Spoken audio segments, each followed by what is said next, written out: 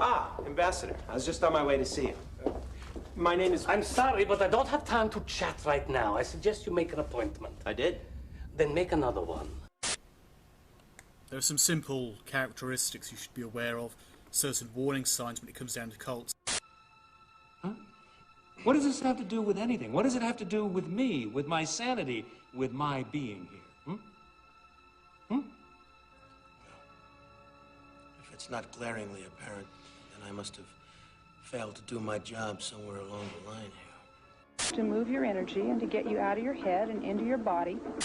A bit of education is always a good thing when it comes down to cult organisations, and basically you have a series of different characteristics, 8 in fact.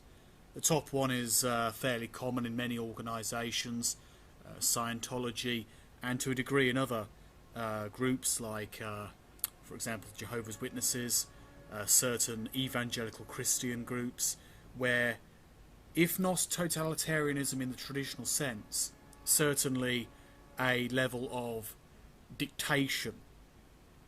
So some groups will have an absolute leader, some small dangerous cults. Other ones will have an implied power, an implied sense, and a forced uniformity to their actions. You know, you're compelled to basically conform, and therefore you do. I mean, that's extremely common with religion, and I tend to see it as being a sliding scale when it comes down to cults. There is not a absolute that, oh right, you either fit into it or you don't. There's more of a, like I say, a sliding scale between moderate spirituality, moderate religion, and then the other end of the scale, which is extreme cult behaviour. It has to do with your life. Superstition and ignorance and fear, no! Destructive cults tend to have an ethical double standard. Also true enough, many groups have this double standard, so they can say, oh, love your neighbour, but then they can also hate people outside the group. That's a base example, but a very common example. They can say, you know, thou shalt not kill, and yet they're willing to do things that would kill in extreme cases. So there's a double standard in those sorts of cases, and indeed in many other ways. Some groups claim that they should not collect for charity, only for the church. Some might use charity or the excuse or the idea of charity to draw people in to donate towards the organisation. They can twist and distort the truth within their minds to make it seem like it's perfectly above board, that they haven't got a double standard, a level of hypocrisy, and that is so common in religion. It's just unbelievable. Many legitimate religions, many highly developed and more accountable ones, don't have this characteristic, but many certainly do. Must have been some significant moments in your life. God. Death. So that's what the shadows do. Come out every few thousand years and kick over all the anthills, start wars, destroy entire races. A few get lost along the way, yes, and that's unfortunate. I don't think it was ever easy, but you can't let that get in the way of the dream.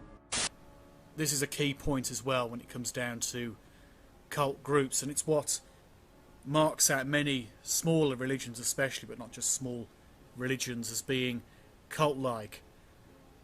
Recruiting new members, you know, the idea that they have to keep on recruiting. If you refuse to be recruited, you don't adhere to the ideas of the group, then basically they won't bother with you. But if you are willing to listen, they keep on trying to recruit you.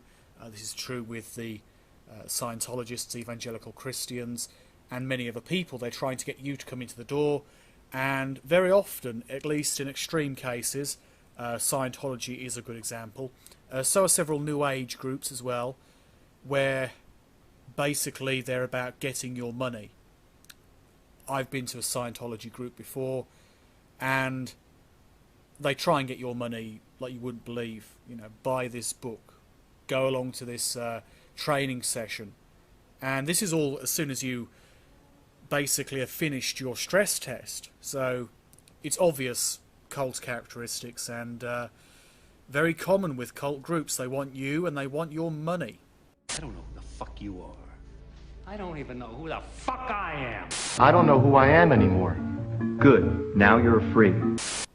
I'll focus on the latter part, the exclusivity. They believe they're an exclusive group. They make themselves an exclusive group. They make out that they have the truth, that you should adhere to their ideals, and it mixes in with the other ideas as well, that you should follow, that the members are somehow, in some ways, chosen people, or those trusted with the truth, and it's really pathetic to see, and it's, you know, still fairly common. But many cults tend to push people away if they're not willing to bend over backwards for a particular religious belief. And certainly the idea of exclusivity is very common. You know, you shouldn't break past the ideas of the group. You should adhere to the group. You should become like cattle to the group in many ways. And I consider that to be partially what this particular characteristic is meaning. No. You don't frighten me, Malari. If you try to attack our forces, you'll lose. Yes, your ships are very impressive in the air or in space. But at this moment, they are on the ground. Right. They're on the ground. But they can sense an approaching ship miles away. So what are you going to do, Malaria? Blow up the island? Actually, now that you mention it.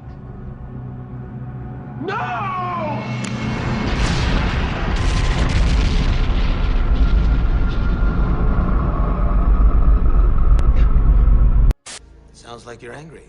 You know, craziness is a relative concept. Authoritarian in its power structure. Now that's very common too, but that's a sliding scale again. Some groups you have a leader who administrates. In other groups you have a leader who is the voice of God, or the voice of absolute truth, or the one true enlightenment. And in that kind of case, the extreme cases, you're certainly in a cultic group. That I would not deny.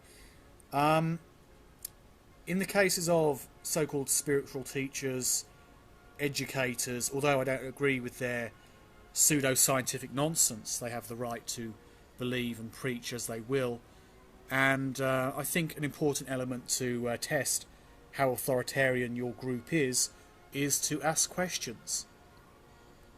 If your leaders don't like questions, if your leaders don't like to answer your thoughts, what you doubt, and they can't come up with good answers, they simply dismiss it or try and make out you're breaking away from enlightenment or the greater good, righteousness perhaps, then the chances are you've got a very restrictive, destructive cult's power structure. I mean, it's not just that, but it's certainly a mixture of different characteristics within this particular idea. The fifth point that relates to a dangerous group and its authoritarian nature. I did it. I am God! Oh, God. Now, this is a serious no-no, in my opinion, if you want to be part of a group. But many people do follow people who claim to have a divine essence or connection. A self-appointed messianic person claiming to have a special mission in life.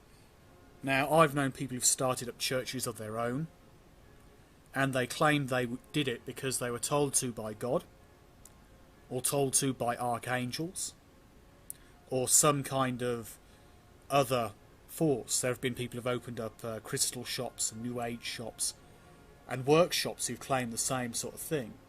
There's been people of every conceivable sort of religion, not every religion as such, but every sort of religion, which have basically stated this kind of stuff, claiming to be enlightened, the reincarnation of some great master, or guided to it, or told to do whatever they do, to create the group, create the organisation, because some higher force told them to, or because they are the higher force.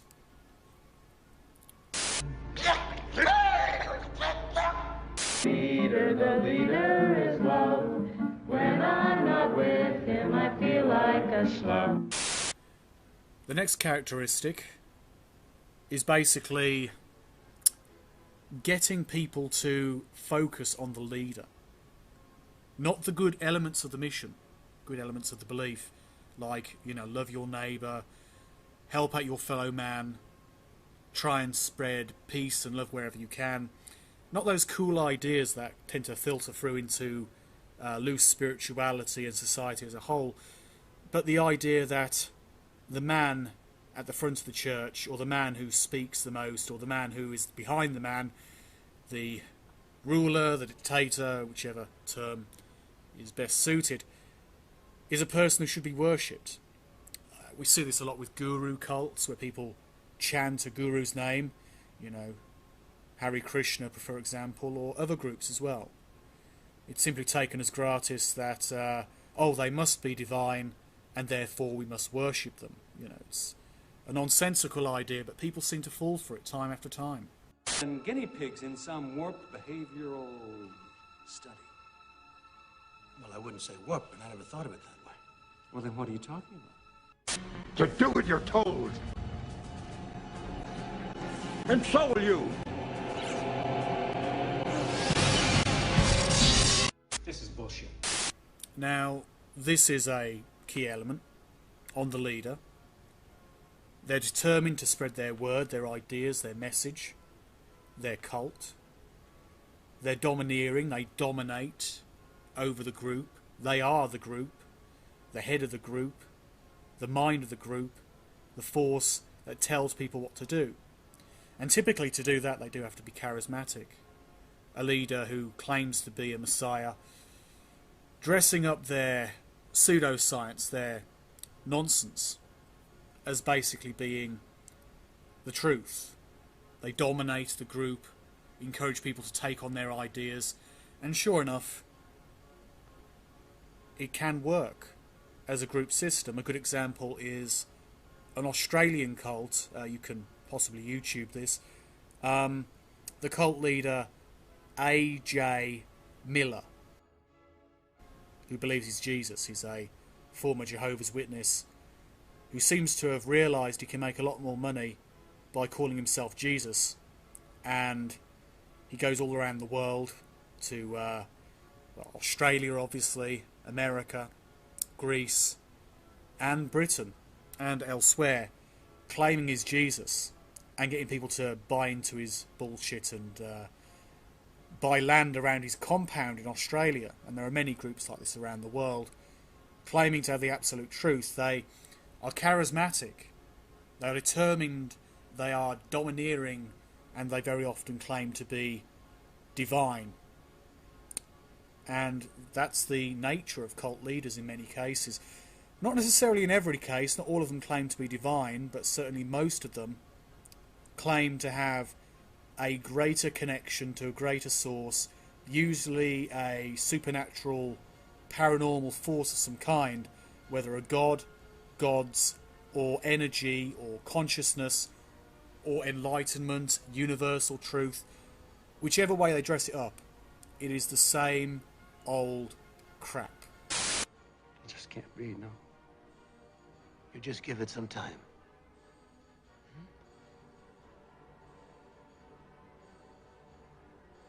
Time. And I'm afraid ours is up.